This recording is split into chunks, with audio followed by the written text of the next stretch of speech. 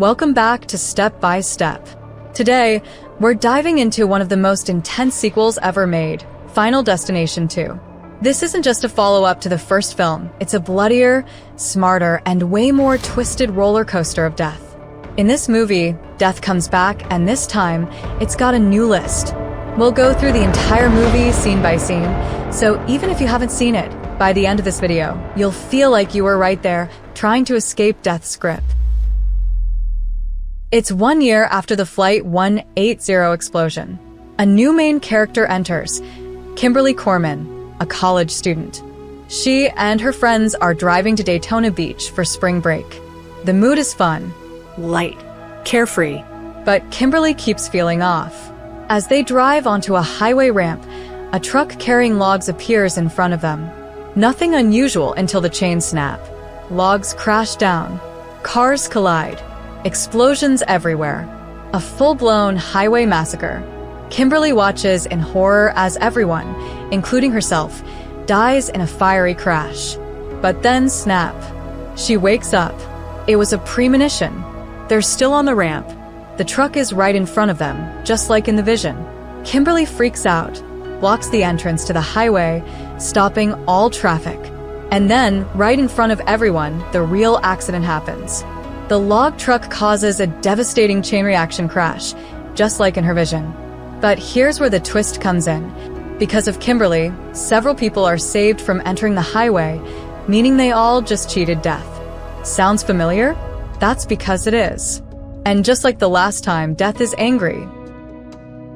Meet the survivors, death's new list from the crash. Kimberly Corman, our main girl, smart and brave. Officer Burke, the cop who pulled her car over. Nora and Tim Carpenter, a mom and her teenage son. Kat Jennings, a confident businesswoman. Eugene Dix, a teacher and military vet. Rory, a wild, drug-using loner. Evan Lewis, a lottery winner, cocky and selfish. These are the new targets.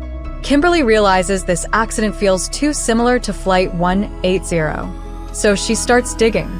Death's pattern begins again. First up, Evan. He's at home, bragging about winning the lottery, cooking a fancy dinner, but everything starts going wrong. Oil catches fire.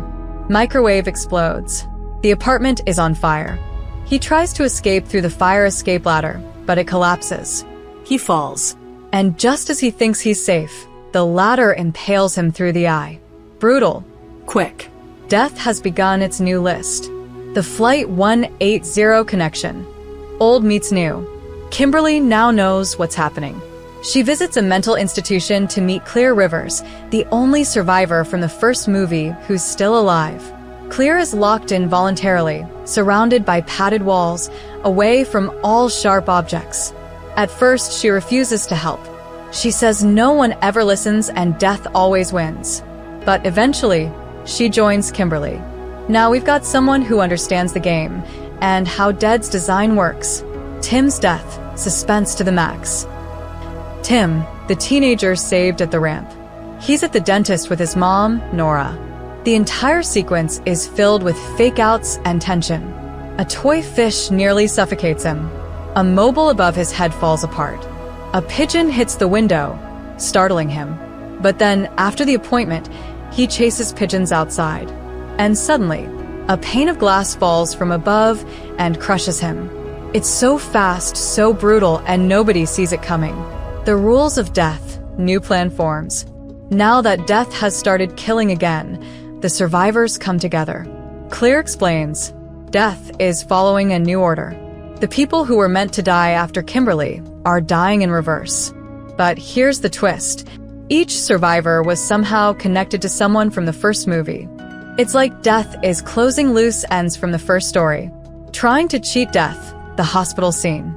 They visit a hospital and meet Isabella Hudson, a pregnant woman who was also supposed to be on the highway that day. Kimberly thinks, if a new life is born, maybe it'll break the chain. Meanwhile, Eugene gets badly injured during a freak accident.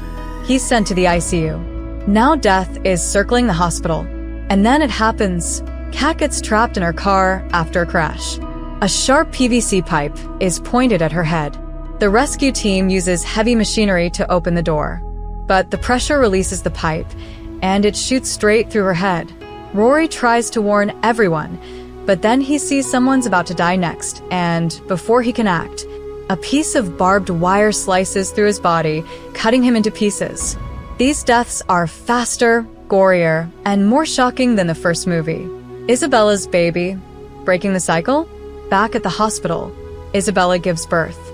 For a moment, everyone thinks, yes, a new life. The cycle is broken. But then Kimberly has another vision. She realizes the mistake. Isabella was never going to die in the highway crash, which means her baby changes nothing. Death's list is still going. The final sacrifice, Kimberly's choice. Kimberly understands now. She's the key. She was supposed to die in the crash, but didn't. To truly break the chain, she has to die and be brought back. She steals an ambulance and drives it straight into a lake. Clear and Officer Burke rush to help. She flatlines, dies, but the doctor revives her. She's technically died and returned. That sacrifice breaks death's pattern. Or does it? Ending scene, the final surprise. Some time later, Kimberly, Burke, and Claire are at a picnic with the family of a boy named Brian, the kid Rory saved earlier. Everyone's happy. But then Brian's mom says something strange.